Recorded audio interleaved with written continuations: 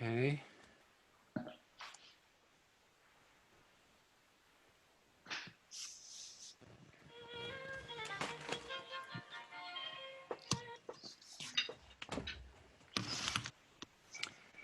Shalom, everyone. Okay, Tila, I think we'll get started. Oops, I'm not on. Okay. Shalom to everyone, and good evening. And thank you for everyone once again who've taken time from your evening to share together with us. And this is the 5th of our sessions, and the second one that we're doing on the subject of the Masorti in Israel. And I'm very pleased to welcome once again Dr. Yizhar Hess, who led our previous session that we all loved so much on the Masorti movement in Israel. But this time we want to go a little bit deeper into the subject of Masorti in Israel. And I've asked Yizhar to address some of the key issues that are being played out in Israeli society and being played out through Israeli politics that are important to Masorti Jews and have an impact on the lives of Masorti Jews, not only in Israel, but also in the diaspora. We're all very connected to Israel, and we all stay tuned to the news, and we all get involved in many different things that happen in Israel. But I think it's really important to hear from the people who are directly involved, and particularly Yizhar, who is a campaigner and an academic and someone who is involved in all kinds of aspects of what it means to be a Jewish state and what it means to be a democratic state and what it means to be a liberal state and all of the things that we want to see in Israel. So I'm not going to speak too much now. I'm going to invite Yizhar once again to take the screen and to enlighten us and to update us on all these subjects that are so important to us. Please. Thank you so much, Rabbi Wiener, for the introduction and for all of us, for all of you to be with us this evening. And when I say us from Israel, I see here it's the three of us. It's Dvorah Greenberg, who's the head of our education department and in Masorti Israel, and of course Tehila Reuven, who is also in Israel, who sits in her home in Modi'in, right? Jerusalem, the center of town. Jerusalem. Okay, so I'm in Modi'in, and Tehila and Dvorah are in Jerusalem. We'll be speaking tonight about the different complicated aspects that connects and disconnect state and religion in Israel, and we will do it from the lens of the Masorti movement, but we will try to touch the entire paradigm of state and religion and how it touches our lives in Israel in almost each and every aspect. As we know, state and religion are connected in Israel, like it is in the US, and in some aspects, like it is in some countries in Europe, but unlike in most of the countries of the democratic world, in Israel, it's not easy to me to say, but we do not celebrate freedom of religion. But before we start, I'd like to say something that, if I'm not mistaken, this is the way I opened also in my previous session, because sometimes when we speak about our challenges in Israel's democracy, we tend to talk about the problems, about the challenges, about the things that we are not that proud of when it comes to Israel's democracy. And I try to do it from an aspect of love. I love my country. I'm a Zionist. I was born in Israel to a family of 10 generations. I'm a native Jerusalemite. I do not live in Jerusalem today, but I am proud to be a native Jerusalemite. And when I criticize my loved country, I feel it's my obligation to do so, because Leman Zion lo echeshe, for the sake of Zion, I will not keep silent. But God forbid, I do not want anyone to understand my criticism as if the entire Zionist endeavor is not just or right. Yes, we have failures. We have failures in our democracy, not only when it comes to state and religion. We are a vivid country with lots of challenges. And this session is about the challenges in state and religion, but sometimes people use it to bash Israel, and this is something that, of course, I do not stand for. So without further ado, I would like to share my screen in a second.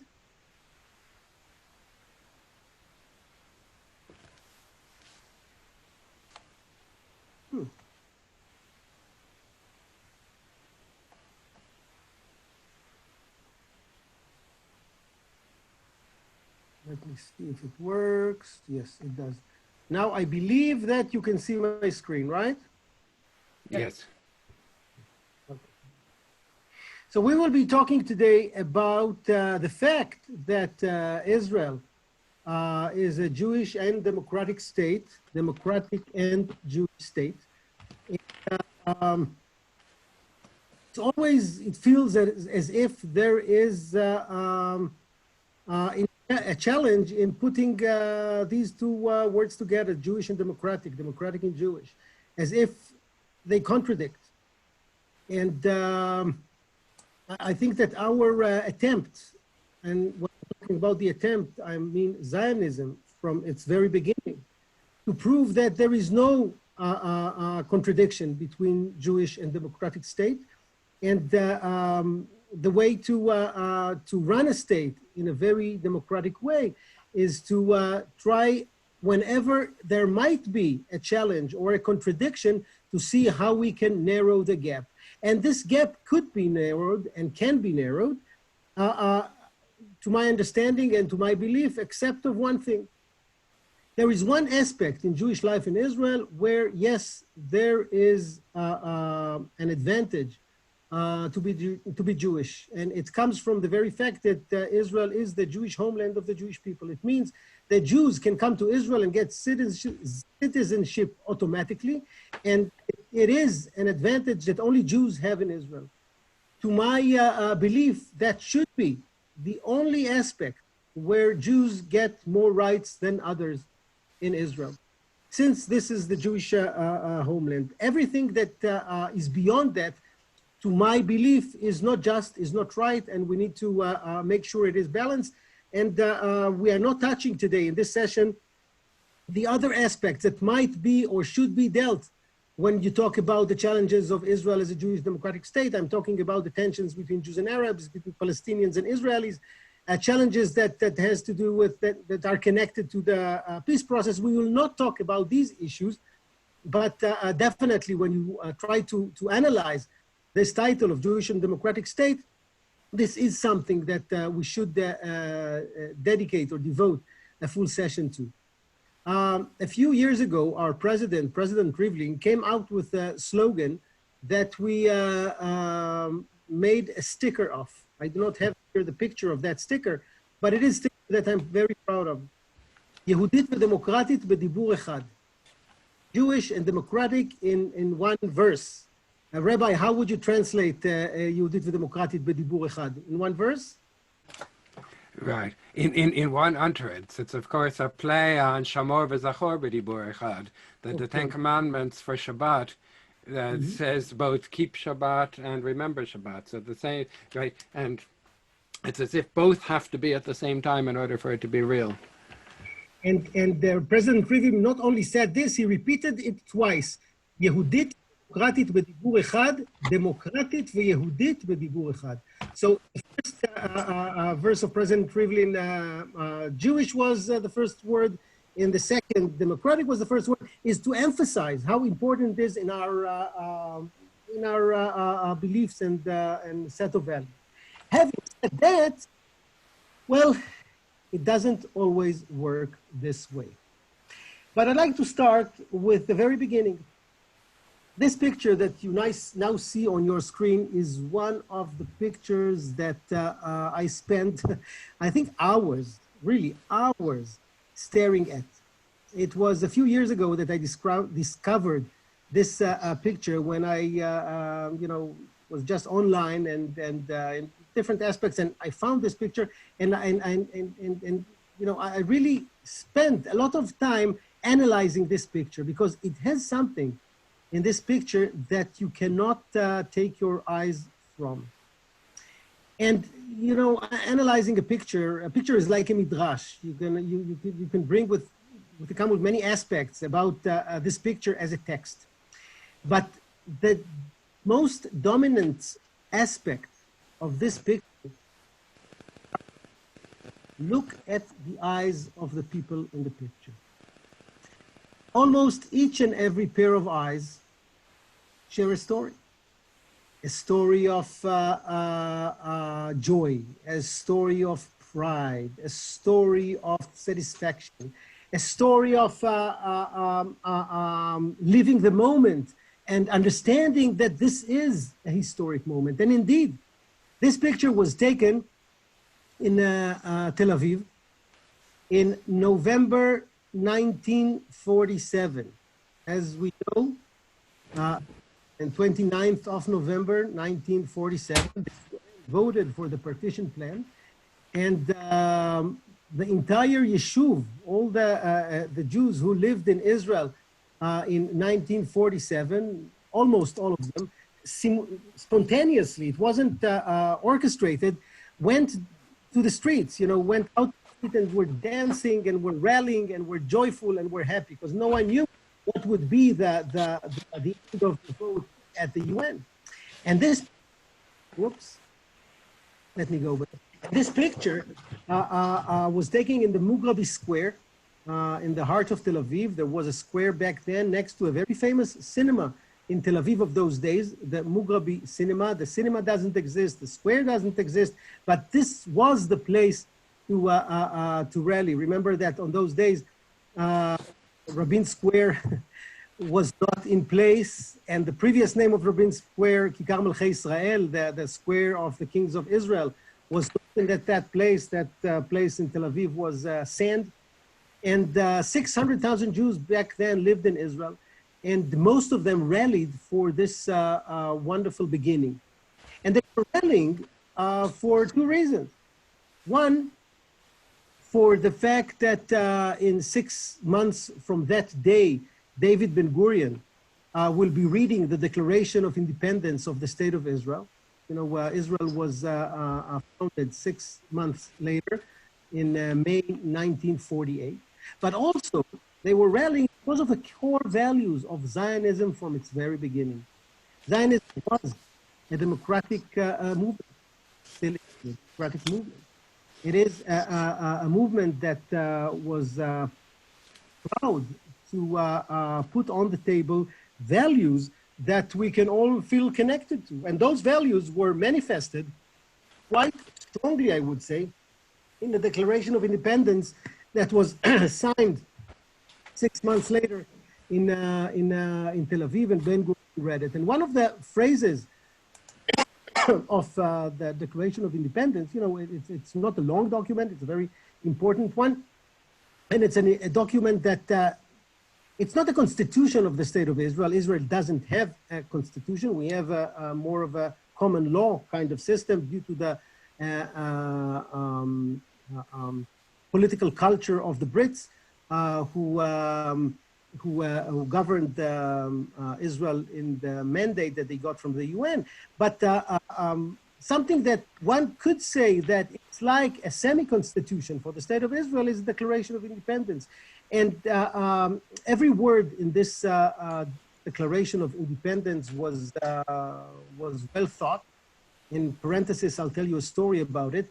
But I would like to read to you one of the sentences that should guide us when we analyze the different challenges of Israel's democracy. So this is the sentence that is here in English. The state of Israel will ensure complete equality of social and political rights of all its inhabitants, irrespective of religion. It will guarantee freedom of religion and conscience. We will be checking this promise that we promised ourselves in 1948. But before we get into the promises, two short footnotes. One, this Declaration of Independence was signed in the midst of the Independence War. One of the things that some of us remember because our relatives lived back then. My parents were in Israel. My father made Aliyah from Germany in the 30s as a child, and my mother was born in Israel. I'm a 10th generation, so she's the 9th generation. 1% of the population, of the Jewish population in Israel, died in the Independence War. It was the most horrific war Israel ever had from its independence. Yet in the midst of the fightings, our leaders, our politicians, our representatives decided that it's important enough to sign on a declaration that ensures the democratic nature of Zionism. This is something to remember. This is something to cherish. This is one of the things that when you analyze Israel's history, it is a point to remember. No one would argue if David Ben-Gurion would have said, listen, we are in the middle of the war. Let's talk about the way we run our joint entity in a few months after we see what's happening. But still, before, at the beginning of the statehood, he decided, and it was mainly his decision, that it's important enough to make sure that there is a consensus on the values of the state. This is one thing to, as a footnote to remember. Second, it's really a conservative Masorti angle. This Declaration of Independence was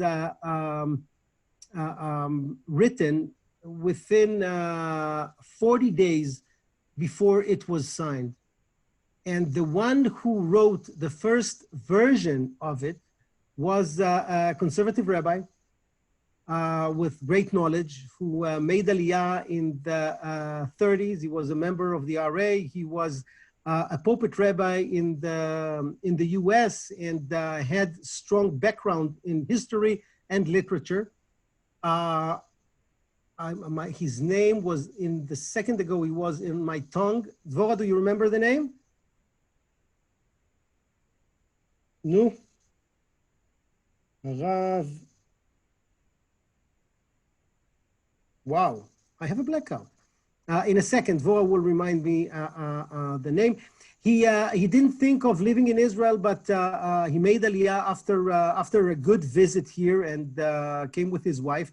He had a PhD from Columbia University in English literature. He was his expertise was Shakespeare, and he actually translated Shakespeare. When I studied in high school, his translations for Shakespeare we still studied from. And when David Ben-Gurion was looking for an expert to write the first document, he went to the legal advisor of the Histadrut, and that legal advisor of the Histadrut found a lawyer in Tel Aviv, and the best friend of that lawyer was a very good lawyer, but he didn't have background about documents of importance and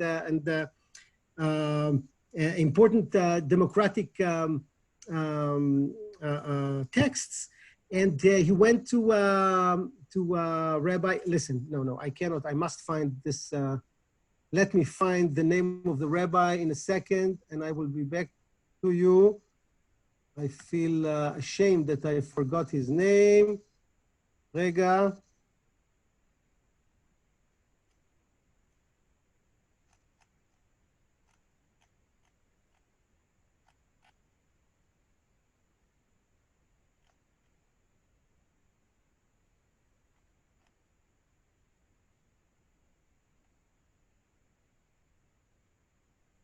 Okay. Davidovich, Rabbi Davidovich, I will show you in a second a picture of him.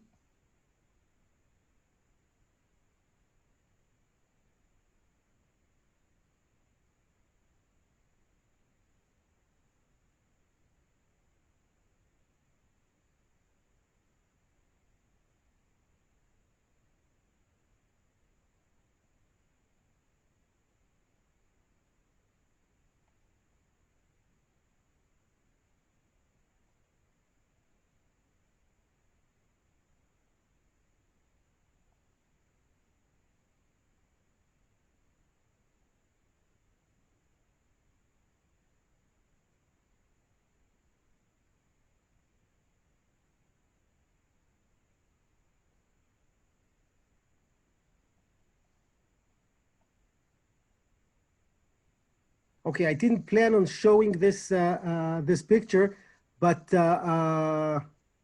we have an opportunity, and since I feel bad that I forgot his name, I would like to give him kavod.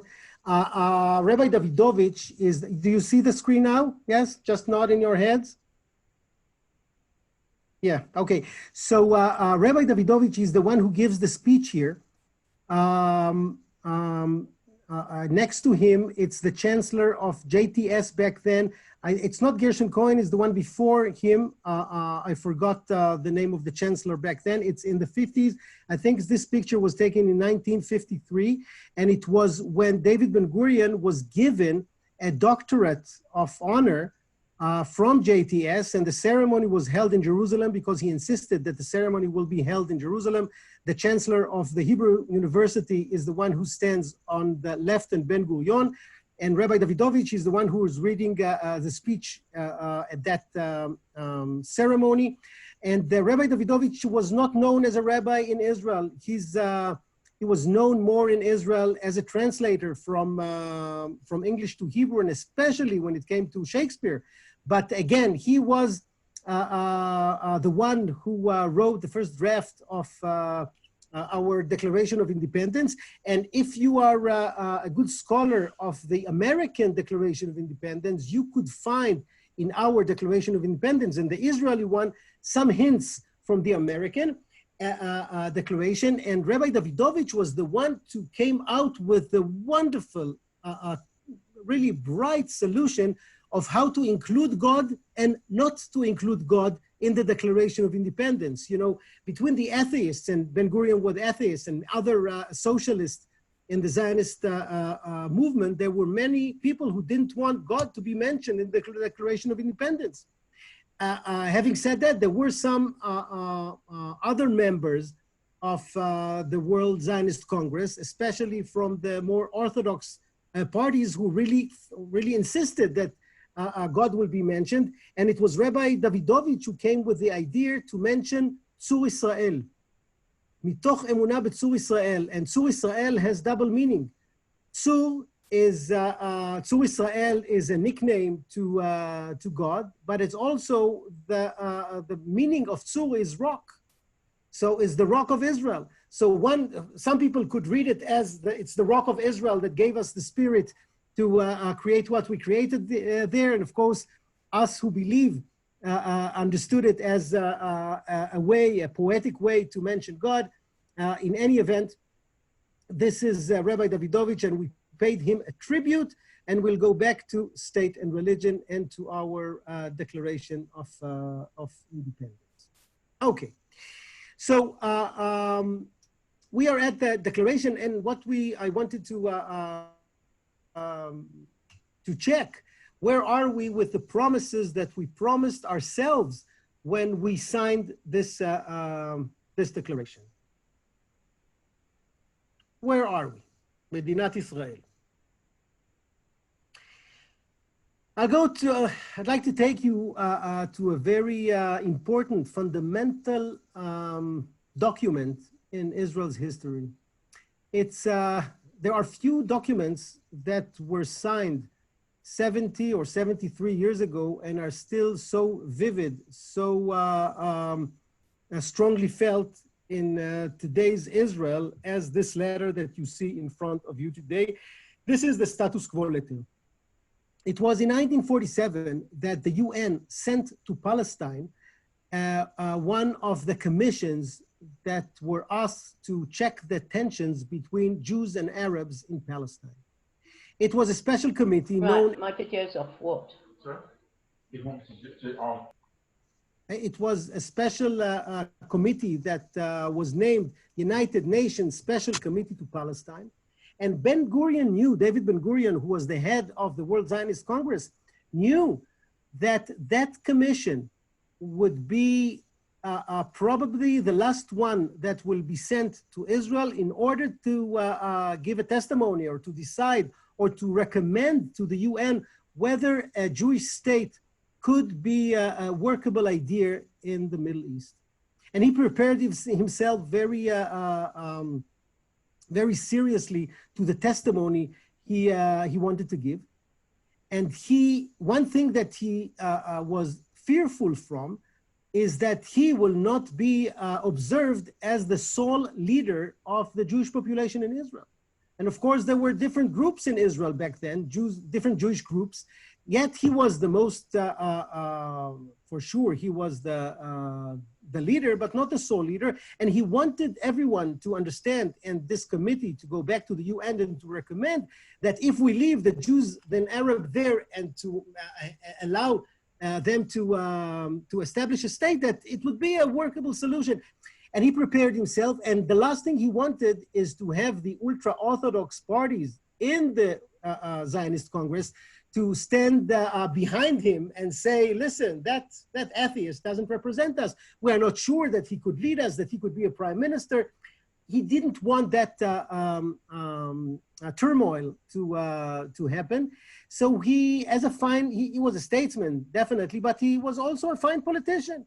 And he wanted them to come to terms that he's the leader. So he wrote them that letter that was written to Agudat Israel, to the Histadrut of Agudat Israel.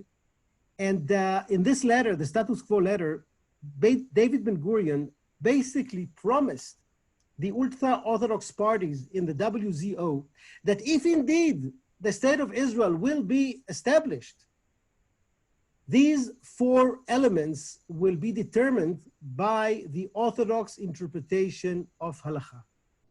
Now, some of the aspects, yes? We can't see the PowerPoint, so just stop the PDF sharing and share the PowerPoint. Oh, you didn't see it at all? Yeah, since you put on the other picture. So, and now reshare it and then it will work.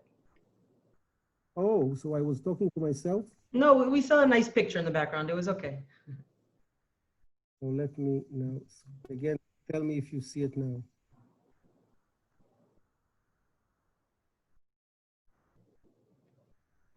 Now you see it?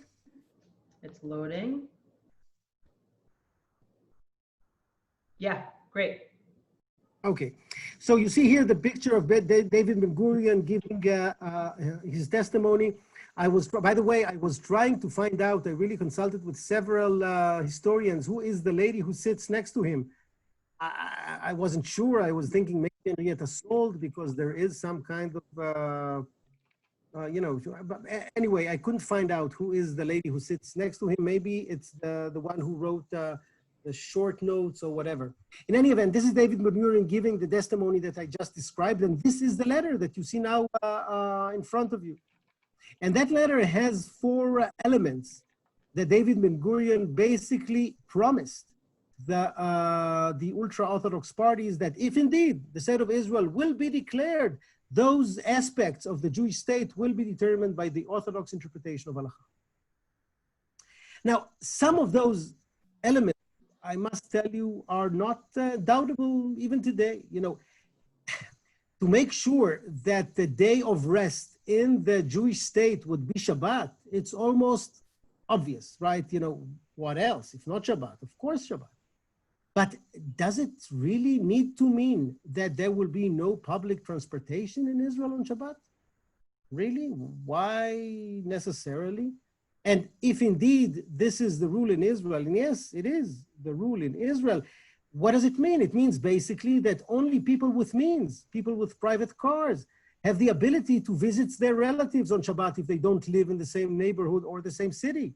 It means that if your grandchild is living in Haifa and you are in Tel Aviv, your ability to see him on Shabbat, if he doesn't have, he or she do not have a private car, is either very expensive because you need to take a special taxi, or it doesn't exist. So it's an example of one good principle, having Shabbat as the day of rest in the Jewish state, and the absurd comes with it when you add on it only the Orthodox interpretation of keeping Shabbat, of making sure that there is no public transportation on Shabbat. One element. Another thing that I must tell you that I understand really the ultra-Orthodox that demanded it is education. They were afraid, rightly afraid, really rightly afraid that David Ben-Gurion will take over their education system. They knew that he is very determined on his vision of a melting pot.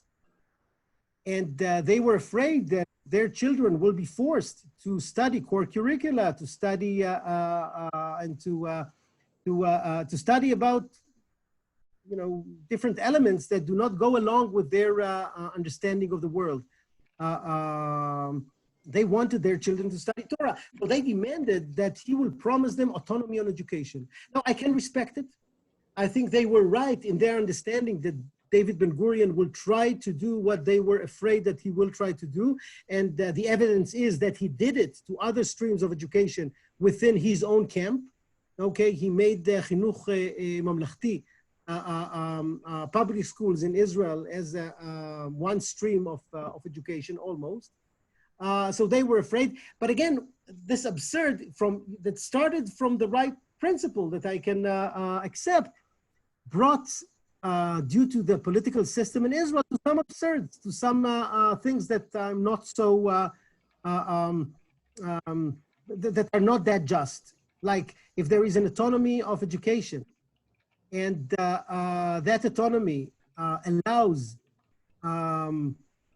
the ultra-Orthodox schools not only to be divided to different courts, to different segments of ultra-Orthodoxy, like Shas alone, and the Litvaks alone, and Chabad alone, and Gur alone, and each Hasidut has its own school, but also within those schools, there is, of course, a separation of girls and boys. It made the education system in Israel unequal, because the average number of students in an ultra-Orthodox school, elementary school, would be 20 pupils. And when it comes to the public schools in Israel, it would be 28 students per class. So 20 to 28, and this is just one example. So slowly but surely, with one coalition agreement to another coalition agreement, the gap between the different education system created, you know, an absurd that it's not toleratable anymore, I think. But still, it started from a different, from a reasonable angle. So we talked about Shabbat, we talked about education, but I would like to dedicate a few more sentences to one of the most bothering, I think, aspects, and this is of course the state, and this is of course marriage and divorce. David Ben-Gurion, as I told you a few sentences ago, was a great statesman. We owe him a lot.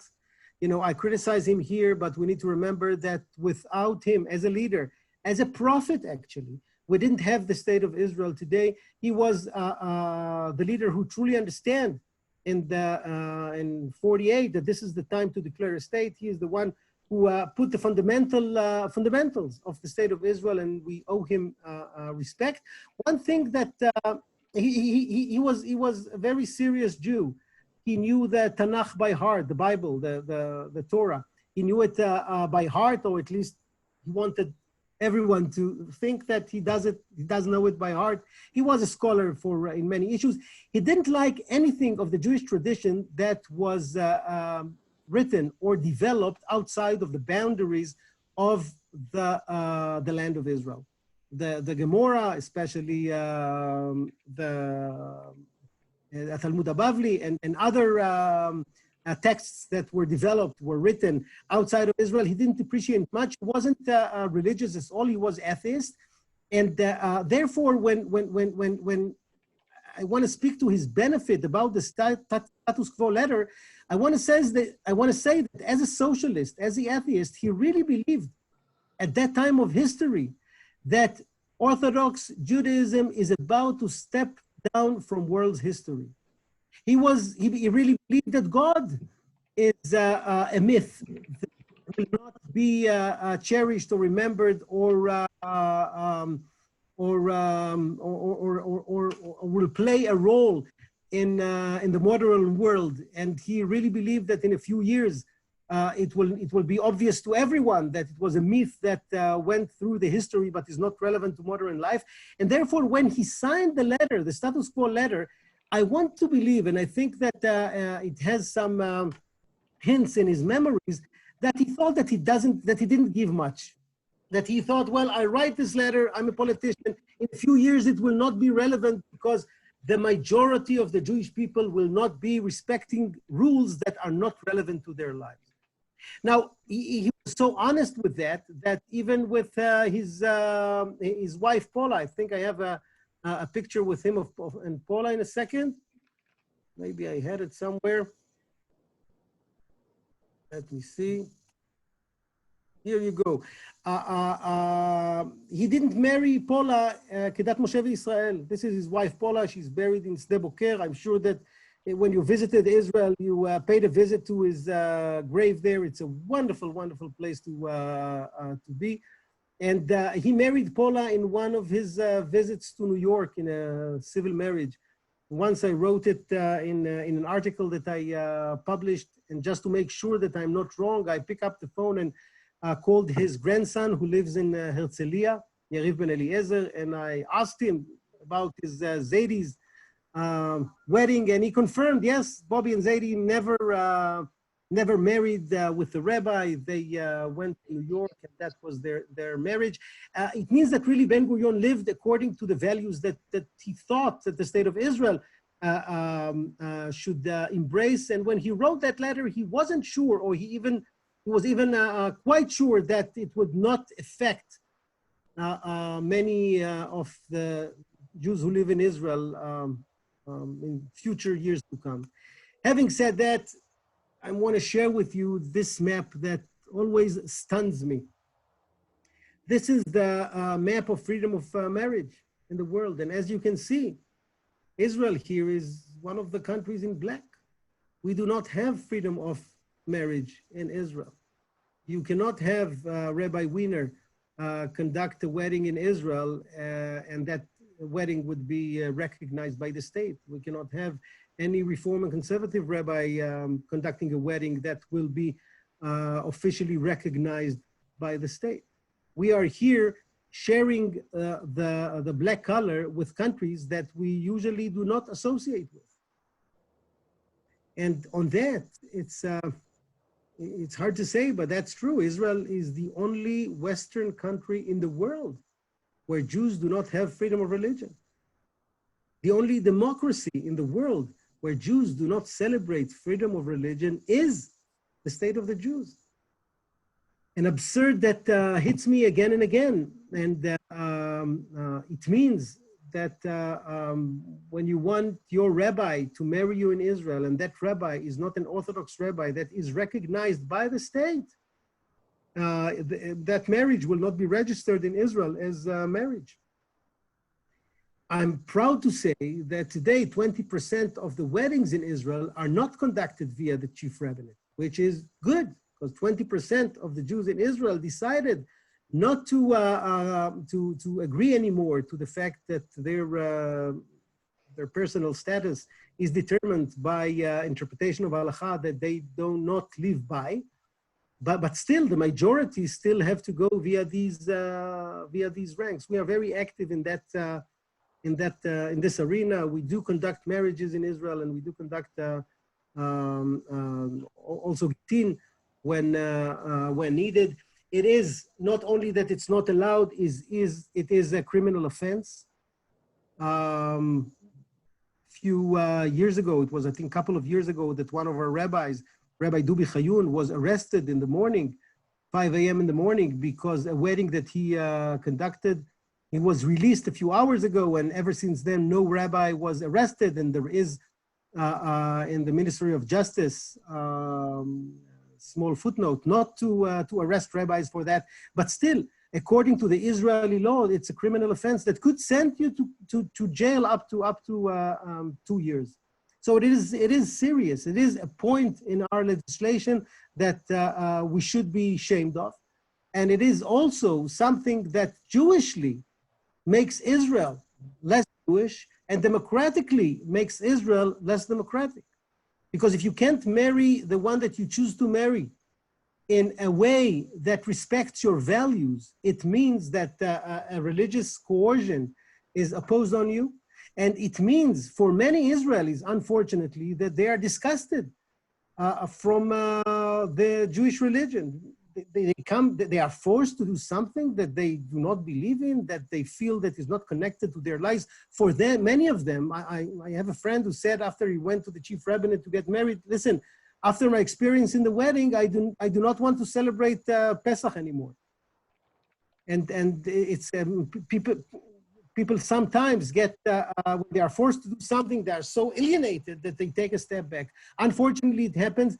I am optimistic, though. I think that we are at a stage where it's quite obvious that it cannot be tolerated much more. And there are already some aspects of the common law marriage that are not recognized by the law officially, but are recognized, like the municipality of Tel Aviv and other municipalities just in the last month joined a decision that they will respect a certificate that says that this couple is sharing a common household as if that couple is married. So it's not the state, it's only on the municipal level, but it is a change that is happening bottom up in a way that I think that would ease the conflict if indeed it will not be solved by the Knesset. Okay, so we talked about Ben Gurion, we talked about marriage. I want to speak a little about conversion and about the mikveh bill as an illustration to the conversion challenges that we have in Israel. Until 2002, only Orthodox conversions that were done in Israel were recognized by the state. But when I say recognized by the state, I mean since 2002, also conversions that are done by the Masorti movement in Israel and the Reform movement in Israel are recognized by the state. Okay, this is definitely an achievement that due to the court we can celebrate, but it doesn't help much the converts, because it's true that they are registered at the Ministry of Internal Affairs as Jews if they have our certificate, but it doesn't help them to get married, because marriage is in the hands of the chief rabbinate. So it means that you are registered as Jew in Israel, but basically not you and not your children are eligible to have a recognized wedding in Israel. One of the legal and political battles that we are struggling with for the last 25 years now is around issues of conversions.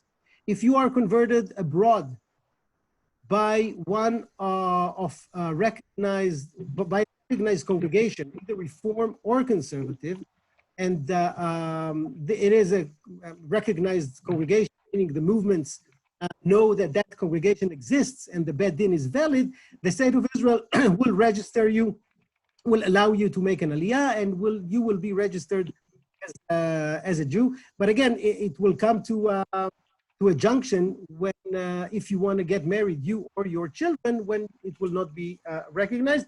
And again, from 2002, also conversions that are done in Israel would be allow the converts to be registered. But the obstacle of marriage is huge. But it's not only that. The monopoly over conversions brings almost on a weekly basis cases that when we hear about them, we try to assist, but they are, heartbreaking. A few not long ago, we had a story of someone who came to our office, and she shared with us her story. Her name was Anna, and she made Aliyah in the 90s as a little child from former Soviet Union. Her father was Jewish. Her mother wasn't Jewish. She was eligible, of course, to make Aliyah. And she lived in Rishon LeZion in a regular Israeli home. She was in an Israeli public school where you celebrate, when you feel the Shabbat, you study about the Chagim. Your life cycle is around the Jewish calendar. So halachically, she wasn't Jewish because her mother wasn't Jewish, but it was to many aspects like a regular Chiloni home in Israel. And when she went to the army, she was drafted to the army, and they wanted her to get converted in the army. There is a program there, and she didn't want to. She decided to go to a conversion only when she was a student at the Tel Aviv University. And she thought, well, since I want to do it seriously, I will go to the Orthodox way of doing it. And she studied seriously for more than a year. In a conversion class. She went to, she had an adopting family for some Shabbatot. She studied seriously. And she got to the day of her Beit Din, and she passed the Beit Din. She went to the mikveh and had she went to the mikveh and went through it, and basically she was Jewish. And there is a technical, bureaucratical period before the time, after the time that you pass the Beit Din and go to the mikveh, until you get the certificate, the official certificate from the chief rabbinate that you are a Jew, a certificate that allows you to register in the Ministry of Internal Affairs as a Jew. And that period, it's few months, bureaucratical period, nothing else. At that time, she met a young student that studied with her. And they had a very quick love story, meaning it took them a few weeks to understand that she is the one for him and he is the one for her. And they decided to get married, and it was a wonderful love story. And they decided to get married. They went to the chief rabbinate to open a file. And they went there, and wow, what a story it is. And they went there, and the tribunal of rabbis that opened the file for them asked, looked at the file, understood who she is and who he is, and then asked her to step out. They wanted to speak with the future groom alone. And they asked him, his name was Kobi, Kobi, do you keep Shabbat? Are you Shomer Shabbat? He said, well, what do you mean by Shomer Shabbat? You know, I respect the Jewish tradition. I do enjoy Shabbat. Do you go to synagogue on Shabbat? He asked. He said, well, we live in Tel Aviv, but my grandfather lives in Ashdod. This is where I was born and raised. And every few weeks I go and visit him on Shabbat, and with him, I go with him to shul. I like it, and he likes it. I respect him. It's nice. But what do you mean? You live in Tel Aviv and he lives in Ashdod. How do you get to Ashdod on Shabbat? I drive, he said. So you drive on Shabbat. Do you eat kosher? Now he understood the game now. He didn't understand in the beginning, but now we understood. And he felt, what do I have to do? I need to lie? I don't want to lie. I didn't do anything wrong. I do not feel that I need to lie about my life. This is not right. And he said, I eat kosher. I also eat kosher, but not necessarily. You know, so he wanted to irritate them for a second, but a little. But he really felt that he shouldn't lie. That should not be the reality of how this thing works. So they thanked him. They say, okay, thank you. And they called Anna back to the room and said, listen, if you are going to marry a Jew that is not a Shomer Shabbat, it means that you didn't understand a thing from the things that you studied before your conversion. Not only you will not get your conversion certificate, it is canceled. Now, I wish I could tell you that this horrible incident. It's something that happened once in a blue moon. No, these incidents happen in Israel on a regular basis. So the monopoly is not only on the way towards the conversion and the conversion itself, but also it runs after you to different stages in your life. If indeed the chief rabbinate understand that you do not live an Orthodox lifestyle. She came to us, and of course we helped her. We completed her conversion procedure, and she has a conversion certificate from us. It is not valid, and one of our rabbis married her.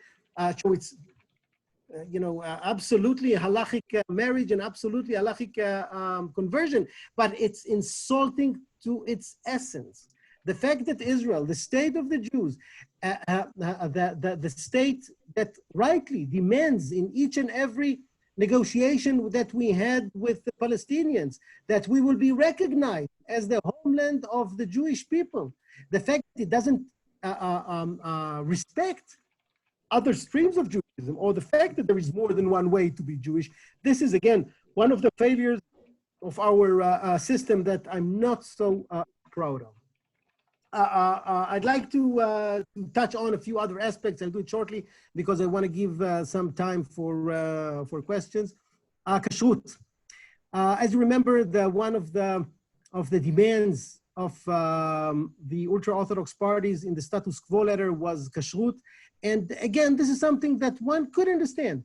Like, if we have an army, IDF, and we need to make sure that all aspects or all views of Jews should feel okay in the army and should be able to eat around one table, a food that was cooked in one kitchen, I think it's obvious that the standard of kashrut of that food should be with an Orthodox hashgacha, because it allows everyone to eat around the same table. But does it mean that the only kashrut in Israel should be a monopoly of Orthodox hashgacha? What does it practically mean? It means basically that when you have a monopoly, it becomes corrupted. Not because Orthodoxy, God forbid, is corrupted. Definitely not. This is not the claim. The claim is that a monopoly in each and every aspect that you think of, in each field that you can come with, a monopoly opens windows for corruption. And indeed, in the kashrut business in Israel of the chief rabbinate, it is known. And there are numerous, hundreds of cases that got to the criminal courts with aspects of corruption in kashrut. But this is not the only aspect. Okay, monopoly creates challenges of corruption. This is true. But I would like to speak with you about the values that are connected to it. And I want to share with you a story about a winery that came up to us a few years ago. I got the phone from a winemaker in the Negev, and he asks us to give him a Masorti hashgacha on his wine. I told him, listen, you know the law, I know the law, it's forbidden. According to the Israeli law, only the chief rabbinate can issue a letter or a certificate that describes your food as kosher, and only they can give you, can use the noun kasher. We cannot give you this thing. So what is it? I thought it's the money. I thought that, the chief rabbinate in Mitzpeh Ramon asks so much money of him, and he is looking for a cheaper deal. Is it the money, I asked? And he said, no, it's not the money. The money that they ask, it's fine. It's the demands that they want from me, and I cannot accept it. What is it, I asked? He said, they demand that I will hire a 24/6 mashgiach to my small winery. I'm a very small winery. I produce 5,000 bottles a year. It's nothing. It's more of a hobby than a true business. I cannot have another employee in my winery, but they insist because they tell me that I, the owner of the winery, the winemaker, cannot touch the barrels. And they tell me that I cannot touch the barrel because if I touch my barrels, it creates a taref.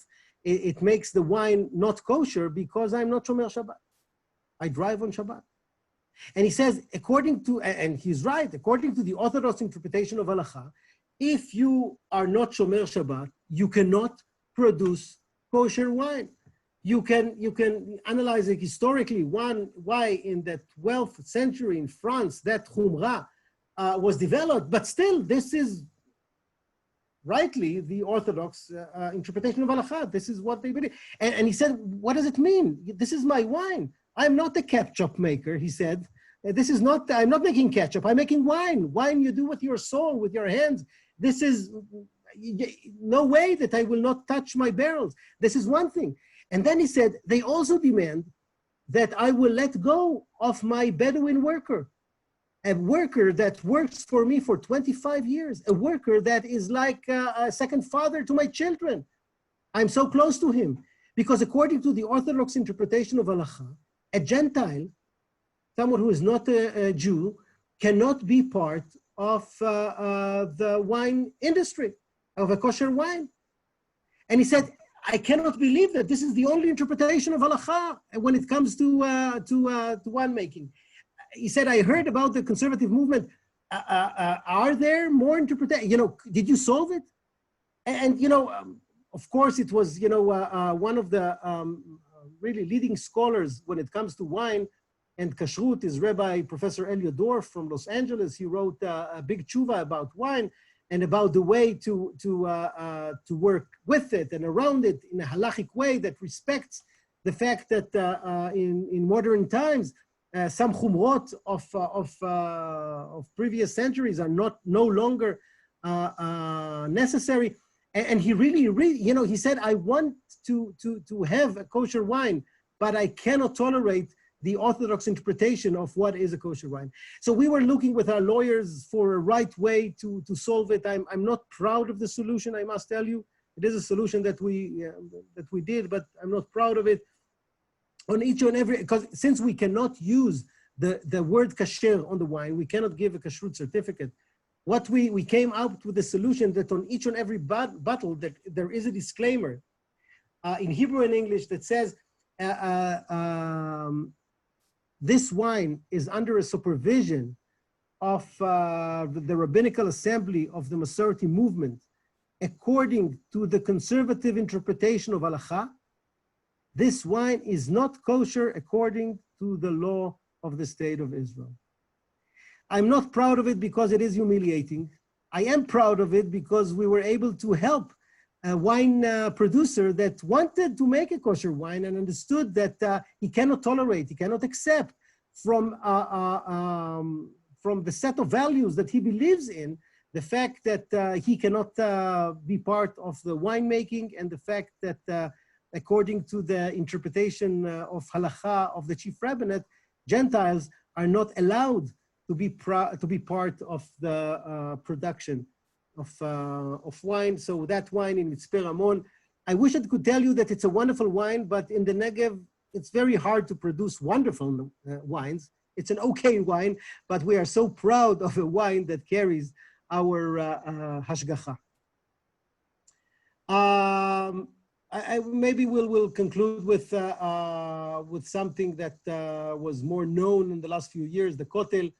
One of the symbols of the State of Israel, one of the symbols of Judaism, one of the symbols of Jerusalem after 1967 is, of course, the Wailing Wall, the Kotel.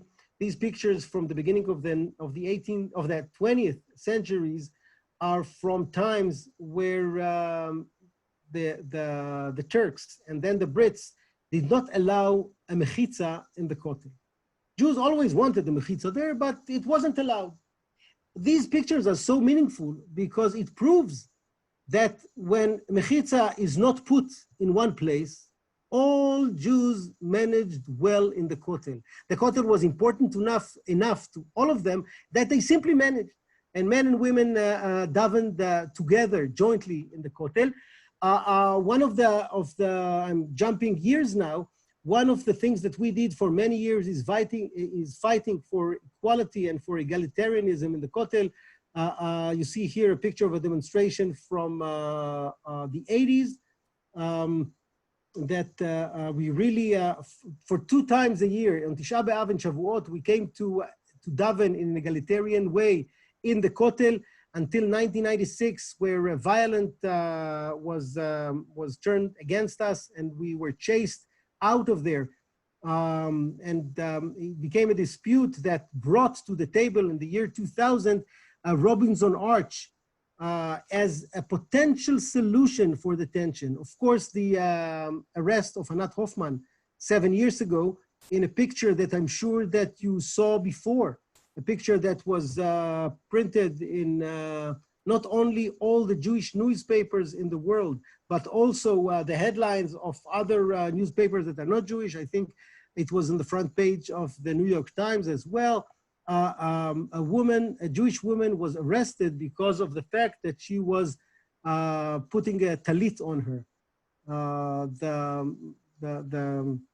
the prayer shawl of women. It created or put a face to a challenge that we really wanted to solve. And I must tell you that it was something that we had a dispute with our friends from the Reform movement. We truly believed from the year 2000 that the Robinson Arch solution might be a relevant solution to the big dispute. Here you could see the Western Wall, the known Western Wall from the left side of your picture, and the Robinson Arch area, which is basically the extension of the same Western Wall of the temple. In the other side. Our Kotel HaMishpachot, the egalitarian Kotel, is here. And since the year 2000, we daven there. We, the Masorti Movement, are organizing the davening in Robinson Arch. We negotiated for 4 years between 2000 from 2000 and 16 to 2018. It's 2 years. We started 2 years earlier, negotiated with the government for a solution that will bring dignity to the place, meaning that it would not look like the back seat of the bus, but a place that has dignity, that looks like the Kotel. And we thought we are reaching a solution. This solution was signed in January 2016. In January 2018, we signed the agreement with the government, an agreement that basically created a platform, an idea of an egalitarian section of the Kotel that would be appealing to all Jews who choose to daven in an egalitarian way. Unfortunately, as we know, that agreement was not respected by the government. 6 months later, Bibi Netanyahu canceled this agreement, and ever since then, we still suffer from the fact that the Kotel is an open wound on our bodies. The negotiations were serious. Here you can see a picture of the negotiations. You can see Sharansky and Bibi Netanyahu and the secretary of the government back then, Avichai Mendelblit and others. Some of them are involved in the court cases against Bibi today. We met Bibi several times in a very serious negotiations. Here you can see Rabbi Steve Wernick and Rabbi Julie Schoenfeld, who the heads of the Rabbinical Assembly and the United Synagogue back then. Unfortunately, it was tabled. Unfortunately, this solution did not end well, and we are still hoping that for the court to help us. There is For November, it is scheduled another hearing in Bagatz in the Supreme Court, and maybe we will be able to move this agreement back to implementation. This is the last slide that I would like to share with you before we open. One of the biggest challenges when we talk about state and religion in Israel and its obstacle is not necessarily aspects of discrimination when it comes to legislation about marriage, about conversion, about kashrut and other things. Not that it's not important, but the big obstacle is the obstacle that is manifested in the way monies are allocated. 3.7 billion shekels, it's almost $1 billion a year.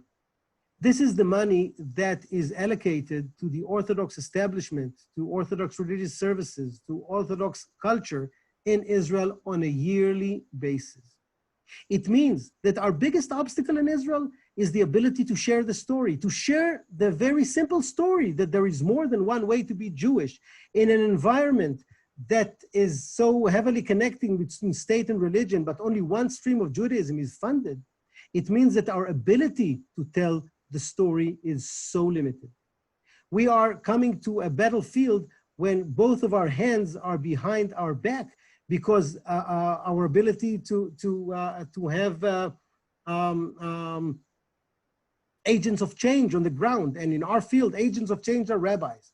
So 3,000 rabbis are getting salaries from the government on various positions in various places. And I'm not talking about schools. I'm talking about institutions that have a rabbinical position in, and that rabbinical position is, of course, an Orthodox rabbinical position. It means that our ability to have rabbis on the ground, to tell the story, to share the fact that there is more than one way to be Jewish, to share the fact that Masorti Judaism could be open and embracing and relevant to our modern lives, this is something that we are struggling on a daily basis. And from all aspects of state and religion, I'm sure that if this aspect is solved, the way monies are all allocated, within a decade, we will have a different constituency and a different Israel, because the revolution will climb from bottom to up. And some days I'm optimistic about it, some days I'm less optimistic about it, but it is something that, that definitely, when this is solved, we'll be able to solve the other issues on a better and more optimistic manner. I'll stop here. And I talked a little more than I wanted. I wanted to keep more time for Q&A, but let's open it now. If you have. Yes, please.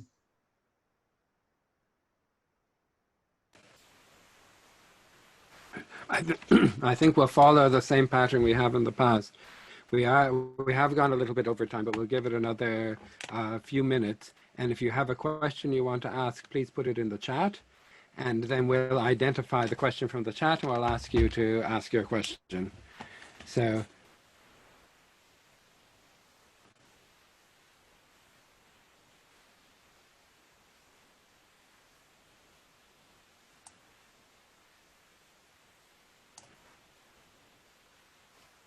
Okay.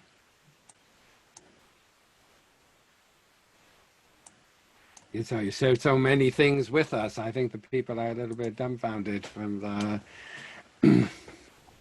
Yes, I spoke too much, I think. Okay, listen, you know, that's fine too. That's fine too. I have a reflection I would like to share. Sorry, says. Chaim, we have some questions in the chat box. Yeah. Hi, So. Sorry, I'll just quickly. I'm sitting here so dumbfounded and so in awe and grateful for your presentation. I'm coming from the U.S. originally, but I live in Sweden for the last 30 years. And what I just wanted to share is that it's profoundly amazing how I guess we are all struggling with similar questions in each of our countries. And that makes me feel so passion to really work together to around conversion and marriage and kashrut, all these questions about control in our own in our own society, and even in Gothenburg, Sweden, in a microcosm of what you're talking about. So it really, I feel very heavy and but very impassioned to find really wonderful solutions together, to find dignity for all of us to live Judaism as we would like and believe in. So I would like to share that because it's just amazing. I'm sitting here, oh my God, in our own little town, you know, we have the same question, we deal with the same questions. And I know we'll find the solutions together. They're good, so thank you. Thanks. Thank you, Kari. I see here a question on the chat. What do you mean by freedom of marriage? It's the freedom of marriage. It's the ability of any individual to decide whom he marries and how. It's obvious that a state, any state, should have on its files a registration of who is married and who is not married. It's not a given that any country should get involved with the way you marry your spouse. And when I talk about the lack of freedom of marriage in Israel, it means that if the country decides that you can marry only this way and not another way, because you do not believe in the first way, or if you decide to marry someone that is not according to the law of religion that you were born into, I do not think that any democracy should get involved with that, even a Jewish democracy. And this is something that we are lacking. We have a question here. What is a realistic view of change in the future? The $64 million question. Well, it depends. There are two trends in Israel. One is what you feel in the political arena. In the political arena, as we know, Israel is moving towards the right, politically and religiously. You can see it in the way people vote. Having said that, we do see underneath politics openness that we never had before. The fact that 20% of Israelis do not get married via the chief rabbinate. The fact that LGBTQ rights are respected in a way that we can be surprised by, because you think about Israel as a more traditional country. And here you go, in the government that we have now, we have two openly gay ministers. One is the Minister of Welfare from the Labour Party, and the other is the Minister of Homeland Security from the Likud Party. And that Minister of Homeland Security from the Likud Party is interviewed in all the radio stations, including the Haredi radio stations. And it's known that he is married. By the way, he married in the States, his spouse, and he adopted how do you say it, Pundakaut? Surrogate? Surrogate process. You know, he adopted their children in the US. So it is something that you see trend that one is going towards more frumic kind of trend, and the other more openness that we didn't experience before. When it comes to LGBT, when it comes to weddings outside of the chief rabbinate, would like to hope. We are now living in crazy times when it comes to politics in Israel and outside of Israel.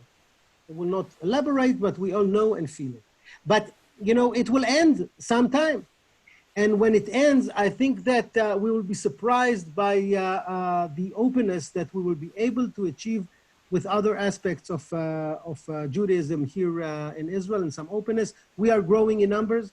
The fact that today the Masorti Movement has 90 kehilot and more than 250,000 Jews in Israel are self-identified Masorti conservative Jews, and the numbers are growing, means that more and more Israelis are taking ownership on their Jewish identity, and it also means that our constituency is growing. And when politicians feel that it's politically profitable to hold pluralistic point of views, it will change politics. So we are working slowly but surely, bottom up, and I'm hopeful because it's better to be optimistic than not to be optimistic. Okay. Yeah. Yizhar, I want to take the opportunity to thank you. I think that we've gone 15 minutes over. That's the maximum that we should probably go at this time. It was an absolutely wonderful presentation and a very great way for us to finish this part of our series. Once again, I want to thank everyone who participated. I want to thank everyone who made it possible, and particularly the people who have come and shared with us this evening. We're now taking a break for the summer, and I hope that everyone enjoys the month of August in whatever way you're able to do that. And I look forward to greeting everyone again in the new year. We don't have our program yet, but we will try before the Chagim once again to make contact with everyone and to welcome the new year together. And then we'll go to the next stage of our program, which will deal with other aspects of the Masorti movement around the world. So thank you to everyone. Thank you, Yizhar. Thank you, Dvorah. Thank you to all the people who organized this evening, and look forward to seeing you again. And good summer wishes to everyone. Shalom, shalom.